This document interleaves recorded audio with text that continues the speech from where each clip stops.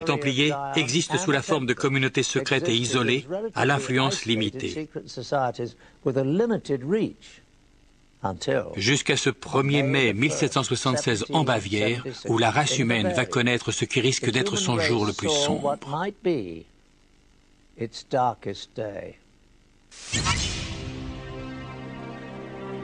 Adam Weishaupt, un professeur de droit canonique élevé chez les jésuites et très versé dans l'occulte, forme une nouvelle organisation secrète qui va unifier toutes les communautés clandestines dans un but invraisemblable, prendre le contrôle absolu du monde et de ses ressources afin de parvenir à une domination totale des peuples.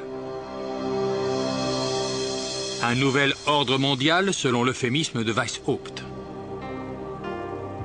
Sa confrérie diabolique constitue une synthèse des fondements évoqués par les communautés secrètes qui ont déjà existé. Il associe habilement les rituels ésotériques des francs-maçons, le mysticisme islamique des assassins, l'art de tuer et l'usage du hashish, les membres influents du prieuré de Sion et la fortune, le pouvoir, la science militaire et la vendetta des Templiers, et dirige le tout contre l'Église catholique. Il y ajoute ses propres connaissances occultes. Pour fonder sa communauté, il ne choisit pas le 1er mai par hasard. C'est une date importante dans le calendrier satanique. Le groupe est baptisé Illuminati, soit inspiration intellectuelle pour la version officielle. Mais en privé, Weishaupt déclare lui-même que le terme est dérivé de Lucifer et signifie « porteur de la lumière ». Le sceau officiel est une pyramide mystique tronquée, coiffée d'un œil dont les rayons lumineux se propagent dans toutes les directions. L'œil symbolise la connaissance de la confrérie d'illuminés qui règne au-dessus du monde. À l'attention de ses disciples, le fondateur énumère les 5 grands moyens secrets qui vont permettre d'accomplir son but obscur, la domination totale du monde. 1. La corruption par l'argent et par le sexe sera utilisée pour contrôler les hauts fonctionnaires occupant déjà des postes importants dans l'ensemble des gouvernements et des domaines de réussite. 2.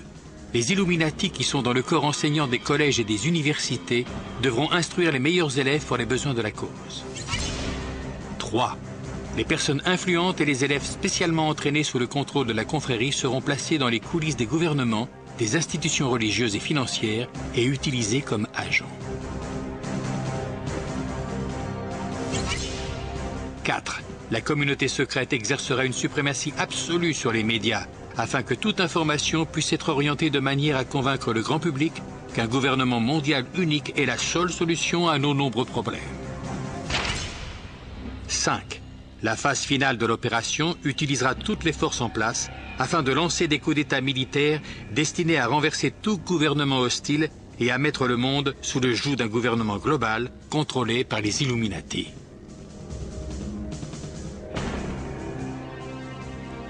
Le groupe d'origine est composé de maçons de 32e degré et se sert de différentes loges maçonniques pour le recrutement et la base du projet. Le franc-maçon de plus haut rang à être recruté est le baron Knigge, un aristocrate du nord de l'Allemagne également connu sous le nom d'Adolphe Francis. Il joue un rôle majeur sur le front maçonnique européen. Les Illuminati sont extrêmement secrets, dissimulant leurs groupes et leurs identités derrière des pseudonymes classiques. Ainsi, Weishaupt est Spartacus et Knigge Philo. Le quartier général s'appelle Éleusis, l'Autriche est désignée comme l'Égypte. Même les dates sont cryptographiées. Sous la conduite de Knigge, les rangs des Illuminati atteignent plus de 3000 hommes.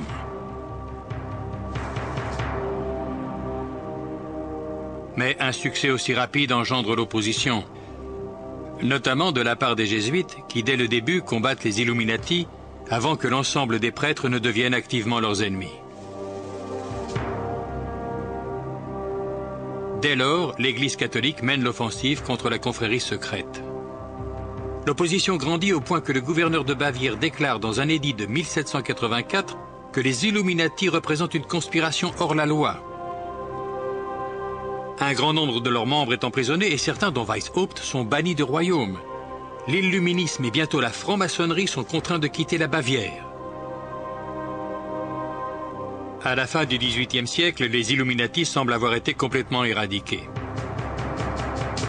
Mais la disparition de la confrérie secrète, tout comme celle qui l'ont précédée, n'est qu'une apparence. Elle n'a fait que passer dans la clandestinité en prenant le soin d'ajouter un article de plus à sa liste de sombres objectifs, celui d'infiltrer et de faire tomber la religion catholique. Lorsqu'on observe le monde d'aujourd'hui, que voit-on de toutes ces communautés secrètes? Les groupes maçonniques sont la communauté dominante et existent au grand jour à travers le monde. De nos jours, dans le rite américain dit d'York, le degré de chevalier du temple est le plus haut grade de la hiérarchie. Ce qui se passe dans les loges maçonniques est encore relativement secret. Seuls les dignitaires du plus haut échelon ont probablement connaissance des rituels obscurs, des objectifs et des vendettas menés contre l'Église catholique. Les francs-maçons et les templiers se sont parfaitement intégrés au sein des sociétés les plus respectées de notre monde. Dans une moindre mesure, les assassins ont fait des apparitions périodiques au cours de l'histoire. Au début du XIXe siècle, ils apparaissent en Inde sous la direction de l'Aga Khan, à qui ils attribuent des pouvoirs divins. À la fin du XIXe siècle, l'Aga Khan les mène jusqu'en Afghanistan, où ils développent des relations durables avec les Britanniques. Plus tard, les descendants de l'Aga Khan infiltrent davantage les cultures occidentales.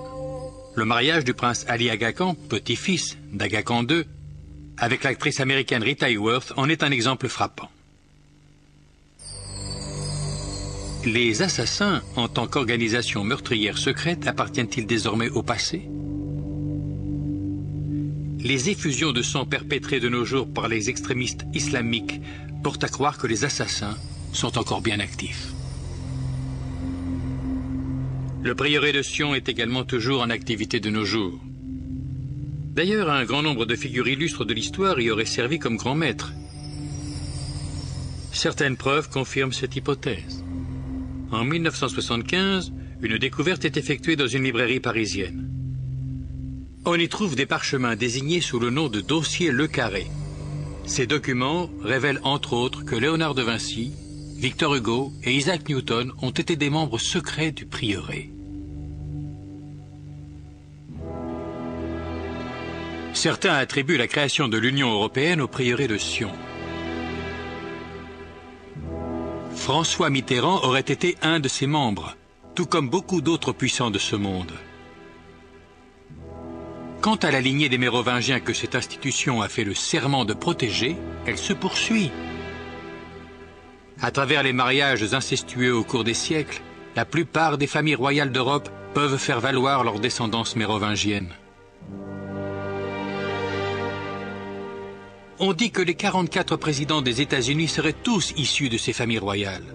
Le vaste réseau relationnel du prieuré de Sion a fourni aux Illuminati les moyens d'influencer la politique et le pouvoir aux quatre coins du monde.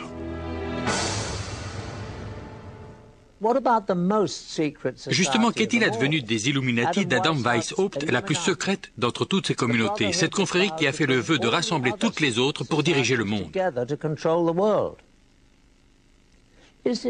Poursuit-elle toujours son plan diabolique de domination planétaire? Nous avons découvert de nouveaux faits troublants qui révèlent que cette organisation est encore plus puissante de nos jours. L'étude d'une société top secrète se rapproche de celle des courants d'un lac. Les rides de la surface fournissent des indices sur ce qui se passe dans l'obscurité des profondeurs. Le plan d'envergure des Illuminati exige d'infiltrer les gouvernements à travers le monde. Au cours de notre vaste enquête, nous nous sommes concentrés sur une seule cible, l'ex-URSS, afin de déterminer comment elle a pu être manipulée par les Illuminati. Un moyen efficace de contrôler un gouvernement serait d'infiltrer ses services secrets. Les récentes révélations émanant des dossiers du KGB donnent un aperçu sans précédent de la situation. Maintenant que la guerre froide est terminée, des informations confidentielles sortent en fraude des coffres étroitement surveillés de ce qui fut l'Union soviétique. Depuis le passage à une économie de marché, de nombreux articles autrefois inaccessibles aux Russes arrivent progressivement sur le marché noir. On dit que tout est à vendre en Russie, y compris les secrets d'État et les espions qui les détiennent. Après la chute de l'Union soviétique, le KGB est dissous. Le nouveau gouvernement forme ses propres services de sécurité et de renseignement. De nombreux anciens cadres du KGB sont réintégrés, mais beaucoup se retrouvent sans travail. Parmi ceux qui sont employés, une partie importante ne touche pas le salaire convenu. Nous sommes surpris de constater que de nombreux anciens membres du KGB sont disposés, moyennant finance, à livrer le récit de première main de leurs activités confidentielles avec l'agence. Cependant, lorsque le sujet des Illuminati est abordé, aucune somme ne peut convaincre les langues de se délier. Nous en déduisons que nous tenons la bonne piste et que nous sommes probablement sur le point de découvrir la présence de la confrérie secrète au sein du KGB. Les anciens employés du KGB acceptent de nous aiguiller vers leurs sources de marché noir où nous obtiendrons peut-être d'autres renseignements, mais à nos risques et périls. Bien que la plupart des pistes se soient avérées improductives, nous constatons qu'avec de la persévérance, de l'argent et un peu de chance, il est possible d'acquérir des documents soviétiques confidentiels. Grâce à une caméra cachée, nous avons enregistré plusieurs rendez-vous sur une période de quelques mois, au cours desquels nous avons tenté d'obtenir des dossiers présentant un intérêt notoire. Cette transaction entre un de nos contacts moscovites et des revendeurs au marché noir s'avère une de nos tentatives les plus fructueuses, bien que ponctuée de quelques moments de tension. C'est à peu près ce que je cherche. C'est ce que je te dis. On doit payer notre type et arranger l'affaire. On l'avait dit 5000. C'est tout ce que j'ai. Il nous faut plus d'argent que ça. Écoute, il nous faut plus que ça, compris? Bon, d'accord, donne-nous 5000, ça va. Tu nous donneras le reste demain ou après-demain, peu importe. On est tombé d'accord sur 5000. Je ne reviendrai pas. C'est tout ce que j'ai. Alors on reprend les documents.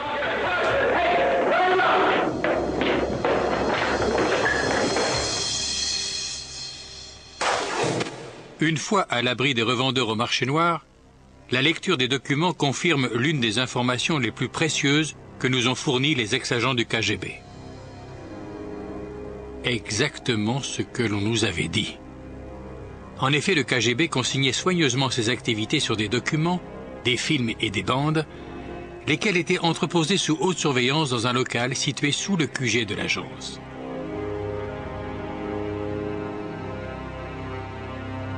Il s'agit sans doute des archives les plus sensibles en possession du KGB, car elles pourraient mettre en lumière les activités les plus intimes des services de renseignement et peut-être établir le lien avec les Illuminati.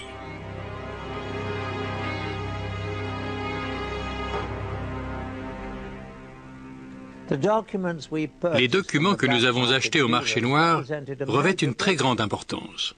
Ils révèlent non seulement l'existence d'autres documents du KGB, mais nous apprennent également où ces éléments sont gardés. Fort de cette information de taille, nous retournons donc voir nos contacts du marché noir. Nous sommes convaincus qu'avec la disparition du KGB, la plupart des mesures de sécurité destinées à protéger ces documents ont été abandonnées. Une personne habilitée connaît certainement leur existence et devrait nous permettre de nous les procurer, moyennant finance. Au cours des 5 mois qui suivent, nous occupons nos sources à s'efforcer d'obtenir ces documents top secrets du KGB. Cette transaction entre un de nos contacts moscovites, un interprète et un revendeur au marché noir local, donne des résultats surprenants. La rencontre se tient dans une fabrique de textiles du quartier Sokornoki de Moscou. Ce bureau est celui de l'entrepreneur moscovite propriétaire de l'usine, qui l'utilise aussi bien pour ses affaires licites qu'illicites. À l'issue des présentations, notre contact demande au